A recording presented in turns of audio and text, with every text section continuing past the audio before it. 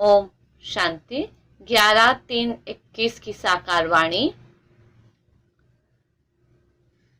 ये शिव जयंती के निमित्त ये विशेष मुरली है। सुनते हैं बाबा के मधुर महावाक्य। मीठे बच्चे, तुम सर्वोत्तम सौभाग्यशाली ब्राह्मण कुलभूषण हो। तुम्हें स्वयं भगवान बधाइयां देते हैं। प्रश्न: बाप बच्चों को संगम पर ही सृष्टि का समाचार सुनाते हैं, सतयुग में नहीं, क्यों? उत्तर: क्योंकि सतयुग तो है ही आदि का समय। उस समय सारी सृष्टि का समाचार अर्थात सृष्टि के आदि मध्य अंत का ज्ञान कैसे सुनाएं? जब तक सर्कल रिपीट ही नहीं हुआ है तब तक समाचार सुना ही कैसे सकते? संगम पर ही तुम बच्चे बाप द्वारा पूरा समाचार सुनते हो।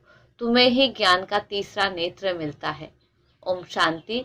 आज है त्रिमूर्ति शिव जयंती, सो ब्राह्मण जयंती, सो संगम युग जयंती का शुभ दिवस। बहुत है जिनको बाबा ईश्वरीय जन्म सिद्ध अधिकार की ग्रीटिंग्स भी नहीं दे सकते। बहुत है जिनको पता नहीं है कि शिव बाबा कौन है, उसे क्या मिलना है। वो ग्रीटिंग्स क्या समझ सकते हैं? नए बच्चे बिल्कुल समझ न सके। यह है ज्ञान का डांस। कहते हैं ना, श्री कृष्ण डांस करता था। यहाँ बच्चियां राधे कृष्ण बन डांस करती है, परंतु डांस की तो बात ही नहीं। वो तो वहां सतयुग में बचपन में प्रिंस प्रिंसेस के साथ डांस करेंगे। बच्चे जानते हैं ये बाप दादा है। दादा है ग्रैंडफादर कहा जाता है। दादा को ग्रैंडफादर कहा जाता है। ये दादा तो हुआ जिस्मानी फादर। यहाँ तो वंडरफुल बात है, वो दादा है रूहानी और ये है जिस्मानी। इनको कहते हैं बाप दादा। बाप से दादा द्वारा वर्षा मिलता है। वर्षा है दादे का, ग्रैंडफादर का। सब आत्माएं ब्रदर्स है, तो वर्षा बाप से मिलता है। बाप कहते हैं तुम आत्माओं को अपना शरीर, अपने कर्मेंद्रिया है। मुझे निराकार कहते हैं। जरूर मुझे शरीर चाहिए, तब तो बच्चों को राजयोग सिखाऊं अथवा मनुष्य से देवता, पतित से पावन बनने का मार्ग बताऊं व मूत पलिती कपड़ धोऊं। जरूर बड़ा धोबी होगा। सारे विश्व की आत्माएं और शरीर धोता है। ज्ञान और योग से तुम्हारी आत्माओं को धोया जाता है। आज तुम बच्चे आए हो, जानते हो हम शिव बाबा के बधाइयां देने आए हैं। बाप फिर कहते हैं कि तुम जिसको ग्रीटिंग्स देते हो वो बाप भी तुम बच्चों को ग्रीटिंग्स देते हैं, क्योंकि तुम बहुत सर्वोत्तम सौभाग्यशाली ब्राह्मण कुलभूषण हो। देवताएं इतने उत्तम नहीं है जितने तुम हो। ब्राह्मण देवताओं से ऊंच है, ऊंचते ऊंच है बाप। फिर वो आते हैं ब्रह्मा तन में। उनके तुम बच्चे बहुत ऊंचते ऊंच ब्राह्मण बनते हो। ब्राह्मणों की है चोटी, उसके नीचे है देवताएं, सबसे ऊपर है बाबा। बाबा ने तुम बच्चों को ब्राह्मण ब्राह्मणिया बनाया है स्वर्ग का वर्षा देने। इन लक्ष्मी नारायण के देखो कितने मंदिर बनाए हैं, माथा टेकते हैं। भारतवासियों को ये तो मालूम होना चाहिए कि ये भी मनुष्य है। लक्ष्मी नारायण दोनों अलग अलग है। यहाँ तो एक मनुष्य के दोनों नाम रखे हैं। एक का नाम लक्ष्मी नारायण अर्थात अपने को विष्णु चतुर्भुज कहते हैं। लक्ष्मी नारायण अथवा राधे कृष्ण नाम रखाए हैं तो चतुर्भुज हो गए ना। वो विष्णु तो है सूक्ष्म वतन का एम ऑब्जेक्ट। तुम इस विष्णुपुरी के मालिक बनेंगे। ये लक्ष्मी नारायण विष्णुपुरी के मालिक है। विष्णु की है 4 भुजा, 2 लक्ष्मी की, 2 नारायण की। तुम कहेंगे हम विष्णुपुरी के मालिक बन रहे हैं। अच्छा, बाप की महिमा का गीत सुनाओ। सारी दुनिया में शुरू से लेकर अब तक कोई की भी इतनी महिमा नहीं है सिवाय एक के। नंबरवार तो है ही। सबसे ज्यादा सर्वोत्तम महिमा है ऊंचते ऊंच परम पिता परमात्मा की, जिसके तुम सब बच्चे हो। कहते हो हम ईश्वरीय संतान हैं। ईश्वर तो स्वर्ग रचता है, फिर तुम नरक में क्यों पड़े हो? ईश्वर का यहाँ जन्म है। क्रिश्चियन कहेंगे हम क्राइस्ट के हैं। यही भारतवासियों को भूल गया है कि हम परम पिता परमात्मा शिव के डायरेक्ट बच्चे हैं। बाप यहाँ आते हैं बच्चों को अपना बनाए, फिर राज्य भाग्य देने। आज बाबा अच्छी रीति समझाते हैं, क्योंकि नए भी बहुत है, इन्हों के लिए समझना मुश्किल है। हाँ, फिर भी स्वर्गवासी बनते हैं। स्वर्ग में सूर्यवंशी राजा रानी भी है, दास दासिया भी है, प्रजा भी होती है। उनमें कोई गरीब कोई साहूकार होते हैं, उनकी भी दास दासिया होती है। सारी राजधानी यहाँ स्थापन हो रही है। ये तो और कोई को मालूम नहीं है। सबकी आत्मा तमो प्रधान है। ज्ञान का तीसरा नेत्र कोई को है नहीं। गीत। अभी बाप की महिमा सुनी। वो है सबका बाप। भगवान को बाप कहते, बेहद का सुख देने वाला पिता। यही भारत है जिसमें बेहद का सुख था, लक्ष्मी नारायण का राज्य था। ये लक्ष्मी नारायण छोटेपन में राधे कृष्ण है। फिर स्वयंवर बाद लक्ष्मी नारायण नाम पड़ता है। इस भारत में 5000 वर्ष पहले देवताओं का राज्य था। सिवाय लक्ष्मी नारायण के कोई का राज्य नहीं था, कोई खंड नहीं। तो अब भारतवासियों को भी जरूर मालूम होना चाहिए कि लक्ष्मी नारायण ने आगे जन्म में कौन से कर्म किए। जैसे कहेंगे बिरला ने कौन से कर्म किए जो इतना धनवान बना, जरूर कहेंगे अगले जन्म में दान पुण्य किया होगा। कोई के पास बहुत धन है, कोई को खाने के लिए नहीं मिलता, क्योंकि कर्म ऐसे किए हैं। कर्मों को तो मानते हो। कर्म अकर्म विकर्म की गति गीता के भगवान ने सुनाई थी, जिसकी महिमा सुनी। शिव भगवान है एक, मनुष्य को भगवान नहीं कहा जाता। अब बाप कहाँ आया है, समझाते हैं। सामने महाभारत लड़ाई खड़ी है तो मीठे ते मीठा बाबा समझाते हैं। इनको दुख में सब याद करते हैं, दुख में सिमरन सब करे। शिव बाबा को दुख में सब याद करते हैं, सुख में कोई नहीं करता। स्वर्ग में तो दुख नहीं था, वहाँ बाप का पाया हुआ वर्षा था। 5000 वर्ष पहले जब शिव बाबा आया तो भारत को स्वर्ग बनाया, अब नर्क है। बाप आए हैं स्वर्ग बनाने, दुनिया को तो पता भी नहीं। कहते हैं हम सब अंधे हैं, अंधों की लाठी आप प्रभु आओ, आखिर आंखें प्रदान करो। तुम बच्चों को ज्ञान का तीसरा नेत्र मिला है। जहाँ हम आत्माएं रहती है वो है शांति धाम, बाप भी वहाँ रहते हैं। तुम आत्माएं और हम रहते हैं। इनकी आत्मा को कहते हैं मैं तुम सब आत्माओं का बाप वहाँ रहता हूँ। तुम पुनर्जन्म का पाठ बजाते हो, मैं नहीं बजाता हूँ। तुम विश्व के मालिक बनते हो, मैं नहीं बनता हूँ। तुमको 84 जन्म लेने पड़ते हैं। तुमको समझाया था कि हे बच्चे, तुम अपने जन्मों को नहीं जानते हो। 84 लाख जन्म कहते हैं, ये झूठी बातें हैं। मैं ज्ञान का सागर पतित पावन हूँ। मैं आता तब हूँ जब सब पतित है, तभी आकर सृष्टि के आदि मध्य अंत का राज समझाए त्रिकालदर्शी बनाता हूँ। बहुत पूछते हैं पहले पहले मनुष्य कैसे रचे, भगवान ने सृष्टि कैसे रची। एक शास्त्रों में भी दिखाते हैं।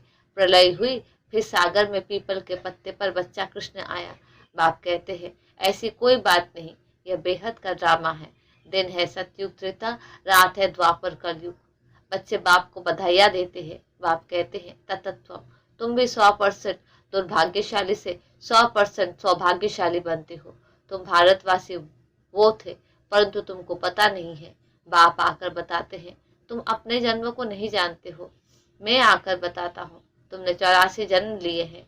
बाप तुमको संगम पर सारे सृष्टि का समाचार सुनाते हैं। सतयुग में थोड़ी सुनाएंगे, जिस समय सृष्टि के आदि मध्य अंत हुई नहीं तो उसका समाचार कैसे समझाए। मैं आता हूँ अंत में, कल्प के संगम युगे। शास्त्रों में लिखा है युगे युगे। कृष्ण भगवान वाच, गीता में लिख दिया है। सब धर्म वाले कृष्ण को भगवान थोड़ी मानेंगे। भगवान तो निराकार है ना, वो है सब आत्माओं का बाप। बाप से वर्षा मिलता है। तुम सब आत्माएं भाई भाई हो। परमात्मा को सर्वव्यापी कहने से तो फादरहुड हो जाता है। फादर को कभी वर्षा मिलता है क्या? वर्षा बच्चों को मिलता है। तुम आत्माएं सब बच्चे हो, बाप का वर्षा जरूर चाहिए। हद के वर्षे से तुम राजी नहीं होते हो, इसलिए पुकारते हो। तुम्हारी कृपा से सुख खनेरे मिले थे, अब फिर रावण द्वारा दुख मिलने से पुकारने लगे हो। सबकी आत्माएं पुकारती है क्योंकि इनको दुख है, इसलिए याद करती है बाबा आकर सुख दो। अभी इस ज्ञान से स्वर्ग के मालिक बनते हो। तुम्हारी सदगति होती है, इसलिए गाया जाता है सर्व का सदगति दाता एक बाप। अभी सब दुर्गति में है, फिर सर्व की सदगति होती है। जब लक्ष्मी नारायण का राज्य था तो तुम स्वर्ग में थे, बाकी सब मुक्ति धाम में थे। अब हम बाप द्वारा राजयोग सीखते हैं।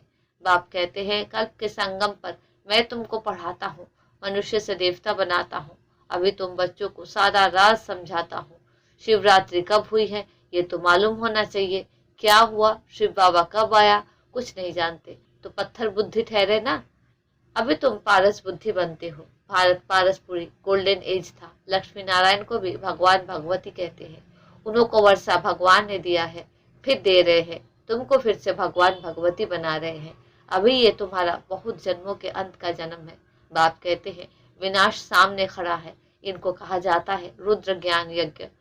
वो सब मटेरियल यज्ञ होते हैं, यह है ज्ञान की बात। इसमें बाप आकर मनुष्य को देवता बनाते हैं। तुम बधाइयाँ देते हो शिव बाबा के आने की। बाबा फिर कहते हैं मैं अकेला थोड़ी आता हूँ, मुझे भी शरीर चाहिए। ब्रह्मातन में आना पड़े, पहले पहले सूक्ष्म वतन में रचना पड़े, इसलिए इनमें प्रवेश किया है। ये तो पतित था, 84 जन्म ले पतित बना है। सब पुकारते थे। अब बाप कहते हैं, मैं फिर से तुम बच्चों को वर्षा देने आया हूँ। बाप ही भारत को स्वर्ग का वर्षा देते हैं।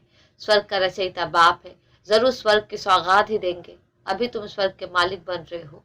ये पाठशाला है भविष्य में मनुष्य से 21 जन्मों के लिए देवता बनने की। तुम स्वर्ग के मालिक बन रहे हो। 21 पीढ़ी तुम सुख पाते हो। वहाँ अकाले मृत्यु होती नहीं। जब शरीर की आयु पूरी होती है तब साक्षात्कार हो जाता है। एक शरीर छोड़ दूसरा लेते हैं। स्वर्ग का मिसाल तो तुम बच्चे बाप को बधाइयाँ देते हो। बाप फिर तुमको बधाइयाँ देते हैं। तुम अभी दुर्भाग्यशाली से सौभाग्यशाली बन रहे हो। पतित मनुष्य से पावन देवता बनते हो। चक्र तो फिरता है, ये तो तुम बच्चों को समझाना है। फिर ये प्राय लोप हो जाता है। सतयुग में ज्ञान की दरकार नहीं रहती। अभी तुम दुर्गति में हो, तब इस ज्ञान से सदगति मिलती है। बाप ही आकर स्वर्ग की स्थापना करते हैं। सर्व का सदगुरु एक ही है। बाकी भक्ति मार्ग के कर्म कांड से कोई की सदगति नहीं होती। सबको सीढ़ी नीचे उतरना ही है। भारत सतो प्रधान था, फिर 84 जन्म लेने पड़े, फिर अब तुमको चढ़ना है। मुक्ति धाम अपने घर जाना है। अब नाटक पूरा होता है। ये पुरानी दुनिया खत्म हो जाएगी। भारत को अविनाशी खंड कहा जाता है। बाप का जन्म स्थान कब खत्म नहीं होता। तुम शांति धाम में जाकर फिर आएंगे, आकर राज्य करेंगे। पावन और पतित भारत में ही होते हैं। 84 जन्म लेते लेते पतित बने हो, योगी से भोगी बने हो। यह है रौड़ब नर्क, महान दुख का समय है। अभी तो बहुत दुख आने का है।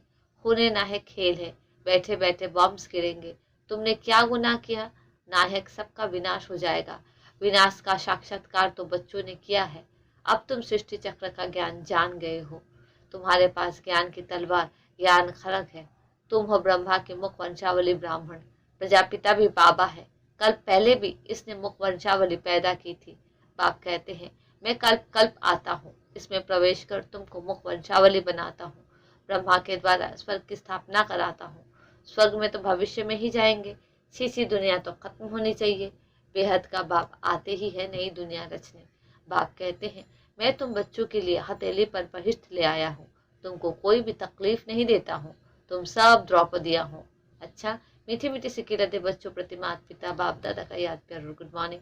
रूहानी बाप के रूहानी बच्चों को नमस्ते। हम रूहानी बच्चों की रूहानी बाप को नमस्ते नमस्ते नमस्ते। धारणा के लिए मुख्य सार। पहली पॉइंट, देवताओं से भी ऊंच हम सर्वोत्तम ब्राह्मण हैं। इस रूहानी नशे में रहना है। ज्ञान और योग से आत्मा को स्वच्छ बनाना है। दूसरी पॉइंट, सबको शिव बाबा के अवतरण की बधाइयाँ देनी है। बाप का परिचय देकर पतित से पावन बनाना है। रावण दुश्मन से मुक्त करना है। वरदान, हर संकल्प बाप के आगे अर्पण कर कमजोरियों को दूर करने वाले सदा स्वतंत्र भव। कमजोरियों को दूर करने का सहज साधन है। जो भी कुछ संकल्प में आता है वो बाप को अर्पण कर दो।